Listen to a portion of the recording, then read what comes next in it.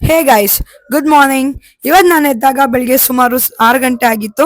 ಹೋಗಿ fresh up ಆಗಿ system ಮುಂದೆ ಕುತ್ಕೊಂಡೆ, ಸ್ವಲ್ಪ ಎಡಿಟಿಂಗ್ ವರ್ಕ್ ಇತ್ತು ಮಾಡೋಣ ಅಂತ. ಬಟ್ ನನ್ನ ಸಿಸ್ಟಮ್ ಯಾವುದೇ ಫೋಟೋ ವಿಡಿಯೋನು ಸಪೋರ್ಟ್ ಮಾಡ್ತಿರ್ಲಿಲ್ಲ. ಏನಕ್ಕೆ ಅಂತ ಗೊತ್ತಾಗ್ಲಿಲ್ಲ, ನನಗೆ ತುಂಬಾನೇ ಬೇಜಾರಾಯ್ತು.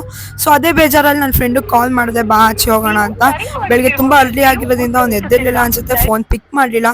ಇನ್ನೇನ್ ಮಾಡೋದು ಅಂತ ನಾನೇ ಫ್ರೆಶ್ ಅಪ್ ಆಗಿ ಮನೆಯವ್ರಿಗೆಲ್ಲ ಹೇಳ್ಬಿಟ್ಟು ಆಚೆ ಹೊರಟೆ. ಬಟ್ ಏನ್ ಮಾಡ್ಬಿಟ್ಟಿದೆ ಗೊತ್ತಾ, ಆಚೆ ಹೋಗುವಾಗ ಒಂದು ಮಿಸ್ಟೇಕ್ ಮಾಡಿದೆ. ನಾನು ನಮ್ಮ ಮನೇಲಿರೋ ಯಾವ ನಾಯಿಗಳಿಗೂ ಬಾಯಿ ಮಾಡಿರ್ಲಿಲ್ಲ. ಹಂಗಾಗಿ ಅದು ಬ್ಯಾಕ್ ಡೋರ್ ಇಂದ ಬಂದು ಎಲ್ಲಿಗೆ ಹೋಗ್ತಿದ್ಯಾ ಅಂತ ನನ್ನೆಲ್ಲ ಕೇಳಿ ಬೈತಾ ಇದಾರೆ.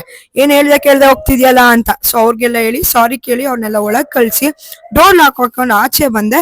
ನನ್ ಗಾಡಿ ನಿಂತಿತ್ತು. ವಾವ್, ಎಷ್ಟು ಬ್ಯೂಟಿಫುಲ್ ಆಗಿದೆ ಅಂತ ನೋಡೋಷ್ಟ್ರಲ್ಲಿ ನನ್ ಗಾಡಿ ತುಂಬಾನೇ ಕೊಳೆ ಆಗಿತ್ತು. ಸೊ ಅಲ್ಲೇ ಕೂತ್ಕೊಂಡು ವೆಯ್ಟ್ ಮಾಡ್ತಿದ್ದೆ. ಅಷ್ಟೊತ್ತಿಗೆ ನಮ್ ತೇಜಸ್ ವಾಪಸ್ ಕಾಲ್ ಮಾಡಿ, ಎದ್ದೆ ಈಗ ಬರ್ತಿದೀನಿ ಅಕ್ಕ ಅಂತ ಫೋನ್ ಮಾಡ್ದ. ಸರಿ, ಇವನ್ ಬರೋವರ್ಗು ಏನಪ್ಪಾ ಮಾಡೋದು ಅಂತ ಅಲ್ಲೇ ವಾಕ್ ಮಾಡ್ತಿದ್ದೆ. ಅಷ್ಟೊತ್ತಿಗೆ ನಮ್ ತೇಜಸ್ ಬಂದೇ ಬಿಟ್ಟ. ಅವನ್ ಗಾಡಿನ ಸೈಡ್ಗೆ ಹಾಕಿ ನನ್ ಗಾಡಿ ಎತ್ಕೊಂಡು ನಾವು ಸೀದಾ ಹೊರಟಿದ್ದು ಚಿಕ್ಕಮಂಡ್ಯಕ್ಕೆ ಏನ್ ವಿಷಯಕ್ಕೆ ಹೋಗ್ತಾ ಇದೀವಿ ಅಂದ್ರೆ, ನನ್ ಫ್ರೆಂಡ್ ಮನೆ ಇರೋದು ಚಿಕ್ಕಮಂಡ್ಯದಲ್ಲಿ. ಇವತ್ತು ಅವನ್ಗೆ ಇಂಜಿನಿಯರಿಂಗ್ ಸೆಮ್ ಎಕ್ಸಾಮ್ ಇತ್ತು. ಸೊ ಅವನ್ಗೊಂದು ಆಲ್ ದ ಬೆಸ್ಟ್ ವಿಶ್ ಮಾಡೋಣ ಅನ್ಬಿಟ್ಟು ಹೋದ್ವಿ.